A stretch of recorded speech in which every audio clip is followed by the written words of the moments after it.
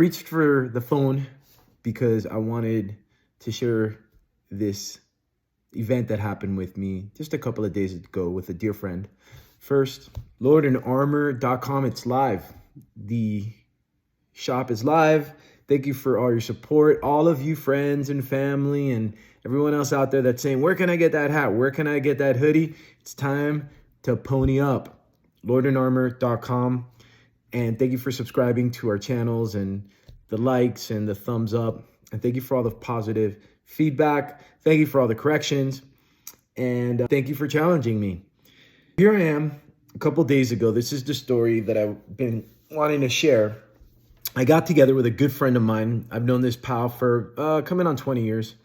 And it's not like the kind of pal that we hang out all the time every day, but we hang out every several months. We get together. We do chit chat via text here and there, but it's one of those relationships where it doesn't matter how long we haven't spoken. It's just back to the same stupid jokes that we've been pulling on each other and for 20 years. It's great. And we were out doing what we do, and we were in conversation, and we were just kind of catching up on our lives, sharing a little bit about what was going on in his household. And then he's been following what's been going on in our household online. Rebecca and I tend to post a lot, and we try to be active on social media. He had a pretty good idea, and he had a lot of questions. And when we started really coming to the thick of it, all that energy that we've been putting into everything that we're doing, and all the time that we put into it, it's new energy, and it's energy from above. And he was trying to wrap his mind around what I was trying to explain to him, because I'm a little bit older than he is, and I'm got all this going on, right? I got all this energy going on, and he's in a place in his life where the energy isn't as high. And he's not, I don't want to say that he's not Christian, but he doesn't really have a relationship with the Lord, and neither does his wife. And it's hard for me to sort of express where I'm coming from, because in order for me to translate that to him, to express that to him, I can't omit the Bible. I can't, right? This is Rebecca's study Bible. I think she got it in middle school. I like it because it has entries on the sides and helps explain some things, because you can be a little dense. And so it's hard for me to talk to him about all the things that are going on in our lives and where it's being drawn from, because all I can say is like, well, you got this idea, ideas come from above, and it comes in here, and then the idea nags. And then when the idea nags me enough, I realize like, hey, maybe this is an idea that I'm supposed to put some time and effort and energy into. And then not all of those ideas are great, but they lead me into other ideas. And here we are today in the manifestation of this or this and all the other projects that we have going on in our lives. My marriage is great. I'm happy. My son is upstairs, happy. I'm not really doing anything in my life that I don't feel good about. Not that I'm doing things that are easy. Everything seems hard or just getting harder, but that's the Christian way. There's nowhere in the Bible to say, hey, believe in me, life gets easier. It only gets more complicated. Anyway, I'm going to share what I tried to get across to my boy. And I often refer to Genesis, right? It's the first book.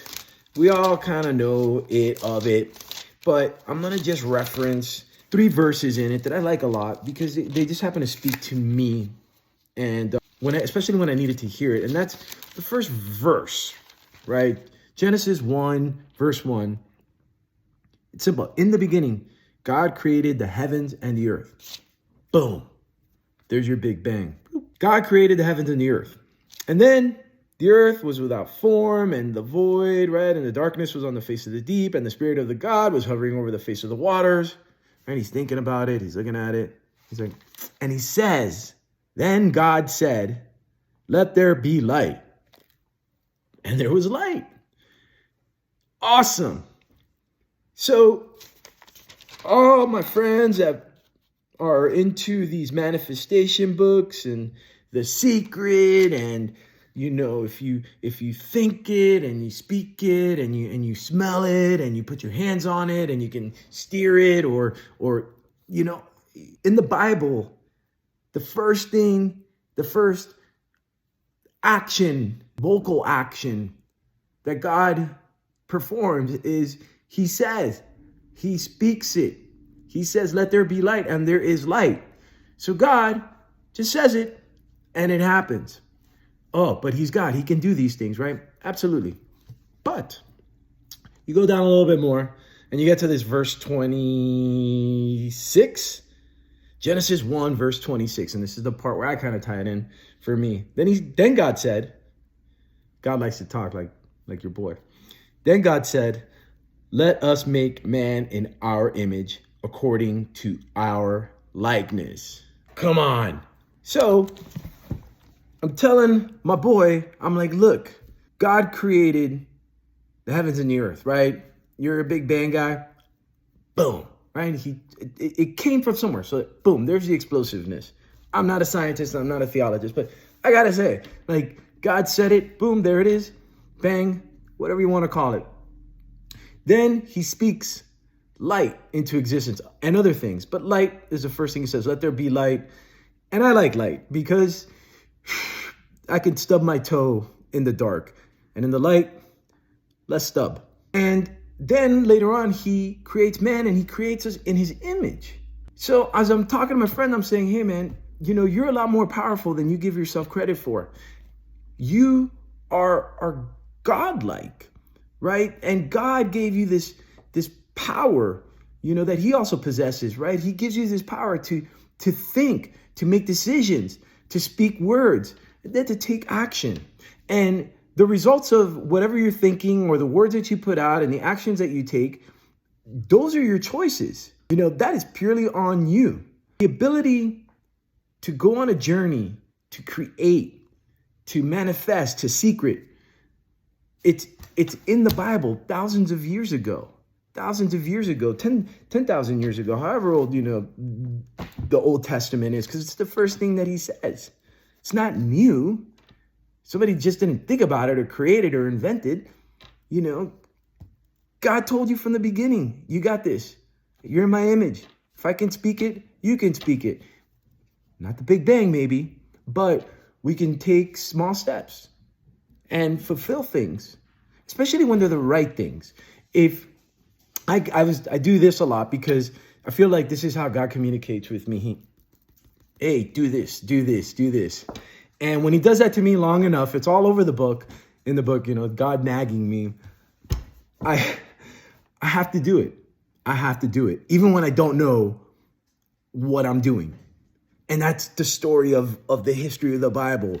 All these amazing people go on a journey that this burning bush, that go, they're like, who am I, right?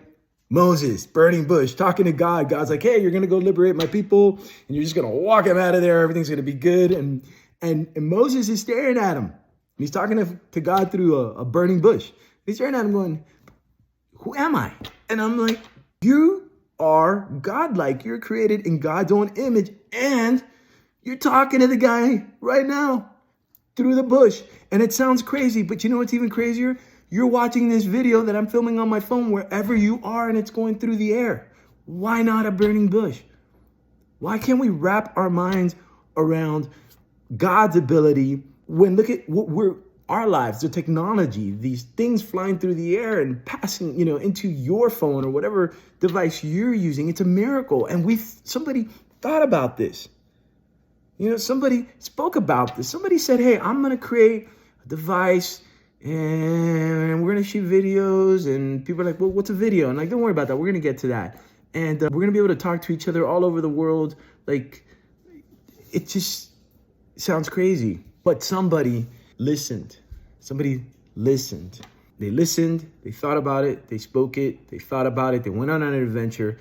I'm 100% certain they didn't know how they were going to get there, but they had something nagging them. And God nags because he wants you to do the right thing, just like we want our kids to do the right thing. We let our children make their mistakes, but we're always pulling for them, right? They need to make their own mistakes. And God is very much like a parent. You know, he wants to guide us. He's like, Andy, do this. But Andy, of course, doesn't listen to him. And then finally, Andy makes a mistake, screws up bad. And then he comes back and he says, hey, you know what, God, yeah, you were right. And then we get back on the path. And the closer we stick to the path, and as older as I get, oh, my parents are right. My parents are right. And God is right. And the closer I stay to that, the happier I am, the better things are. In closing, my friend is looking for the next adventure in his life. And like so many of us, lost, spiritually lost, but let's just say in the world lost, right? What am I doing in my life, my career, my business? Nobody loves me or everybody hates me, whatever it is that you're feeling. How do we find our way? And for the emptiness and for the people that don't know, all I can say is, and this is what I said to my friend, I said, if you're looking at me thinking that I'm a little nuts and that we've got, this, not just Lord and Armor, but we got the books coming and we have the real estate business. And we started this from nothing, the real estate business from nothing. I was an Uber driver. I was Uber driving. I didn't know anything, but I had an idea and I had something nagging me and I believed in myself. And the more that I started to believe in God, the source that he was trying to communicate with me, the more faith I had in myself, because now I wasn't alone. And now I didn't have to know everything. I didn't have to understand everything. I just have faith in the path that God was putting me in and that it was all going to work out. And if it didn't work out the way that I thought it was going to work out, then thank God for that, because the way things have worked out have been amazing. And I've been in some pretty dark places. We all have. My story is not unique. We all have, and you might be now, dwell in darkness. But if you find your way and stay close to the path, talk to him, everything just sort of opens up for you. And you have the power to do that. It's guaranteed. It's promised. It's in here. It's promised. First thing, jumped right to it. The man jumped right to it.